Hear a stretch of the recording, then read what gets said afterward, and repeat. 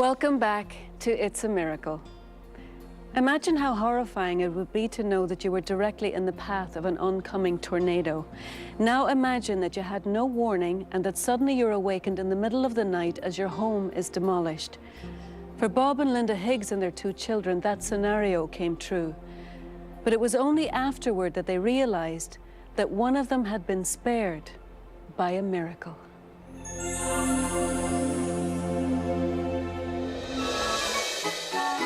It was 2 days before Christmas 1988, and Linda Higgs and her 2 children were preparing for Santa's arrival. It goes the other way around, okay?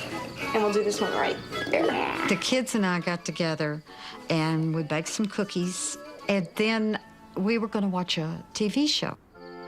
When the show ended, Bob Higgs came downstairs to check on his children. It's time for bed. Come on. 11-year-old Jonathan didn't want to go upstairs. Well, of course, I was all excited because it was getting ready to be Christmas, and I chose to sleep downstairs, which isn't my bedroom. I want to stay down here. Well, 7-year-old Allison was also too excited to go to her room. we got to turn everything off and go to bed right now, all right? But I don't want to. But you have to. As he tucked his children in for the night, Bob had no idea of the terror that would soon strike his peaceful home. Good night, sweetheart. Okay.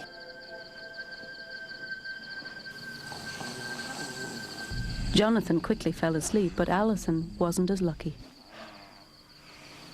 Be quiet. He kept snoring, and I just couldn't put up with it. So I just went back upstairs to my bedroom. Good night, Emily. Good night, Stacy. Allison's decision to leave the basement and return to her bedroom would put her life in terrible jeopardy. Within a few hours, a monumental disaster would strike the Higgs family. Even as they slept, a tornado was cutting a path that would lead directly to their home.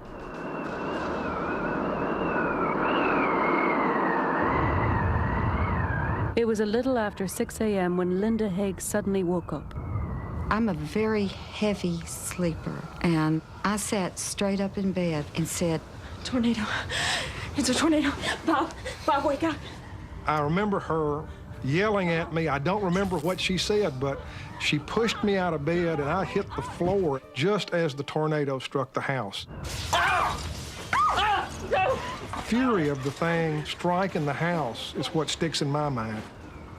The house basically exploded. Young Allison's room was hit the hardest. Mommy, help!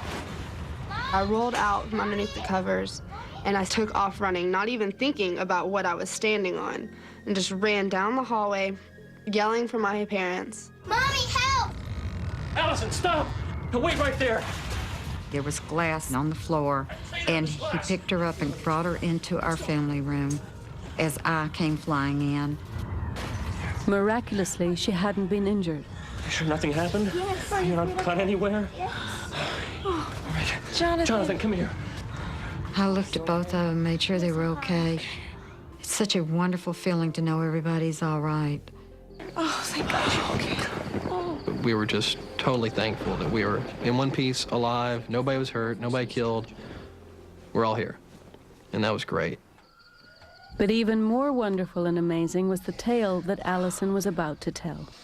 There was an angel. What, sweetheart? She was protecting me. That's why I'm not hurt.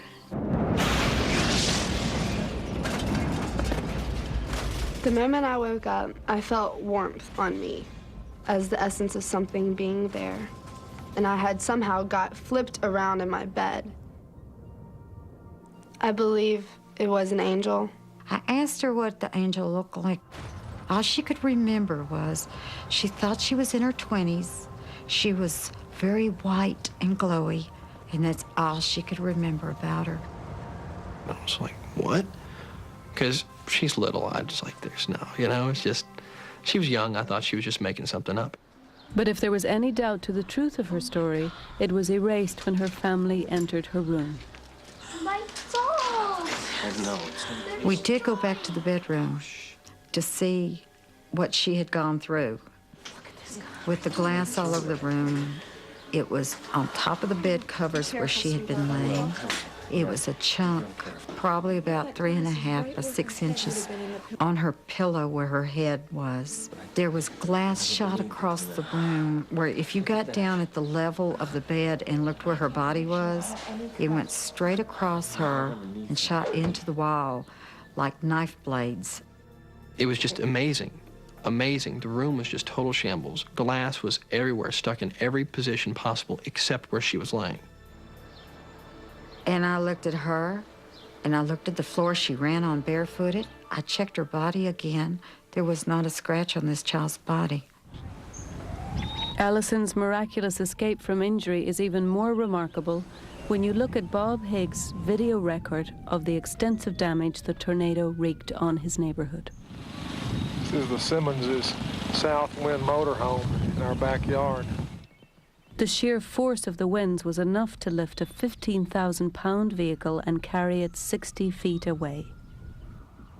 As the tornado pounded into the Higgs home, it broke every window, tore the garage doors off their hinges, and ripped open a huge portion of the roof above Allison's room.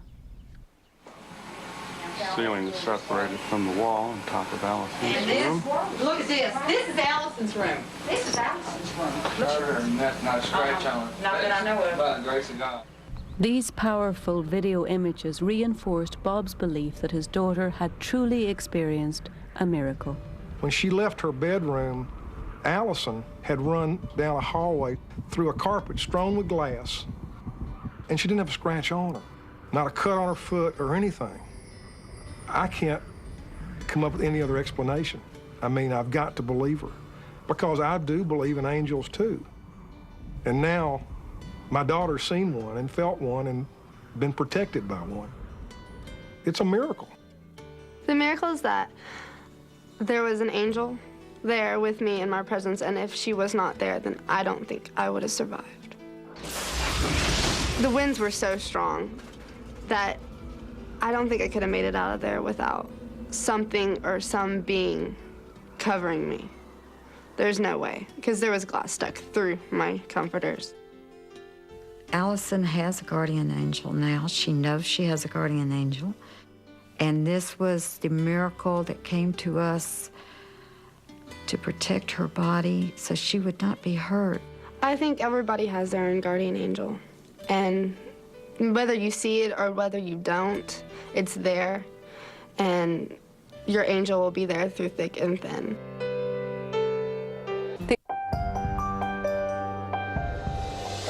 We've all had nightmares where we were falling helplessly through the air. It's one of the most terrifying feelings we can have. And yet when crashing to earth became inevitable for pilot John Willison, he says he wasn't afraid. Is it possible that he had an unseen co-pilot that day?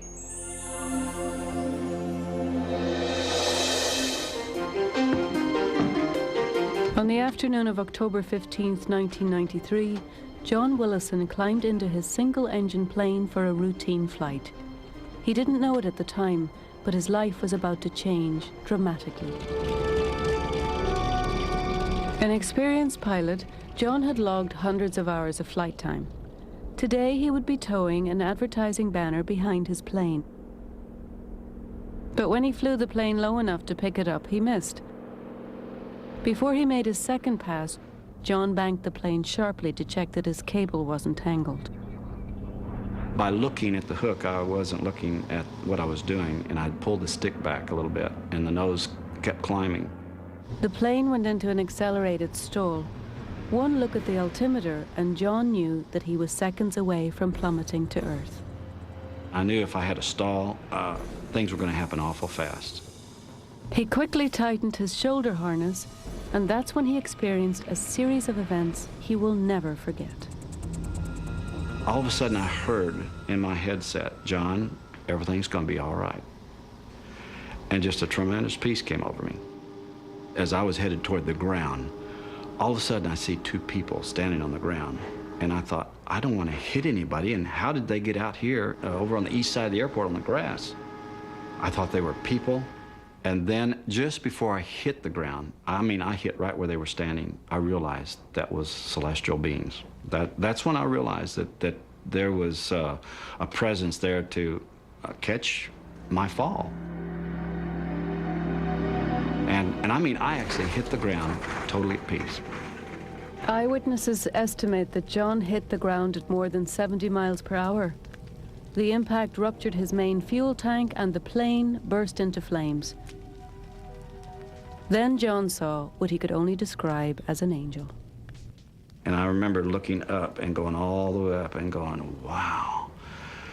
And he had on a tunic-looking outfit and had long blonde hair. I couldn't see his face, but it was an angelic being standing there. And I remember thinking, why is this fire not touching me?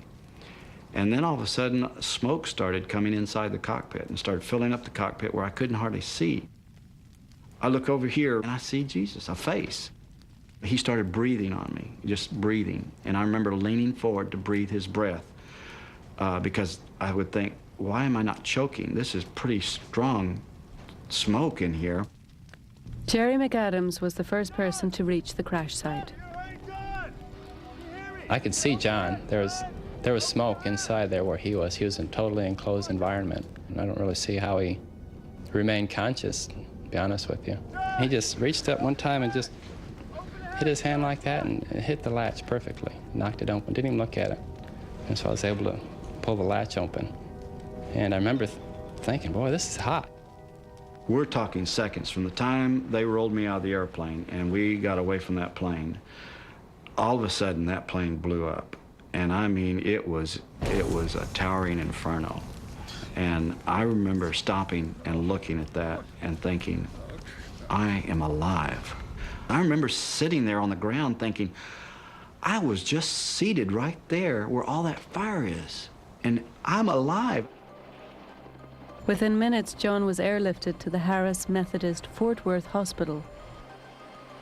His attending physician was Dr. Raymond Fairs. The fact that he was able to survive the G-forces of this crash and in this cockpit and protected and get out in time before the fire started, that really is remarkable. John's injuries were confined to his face.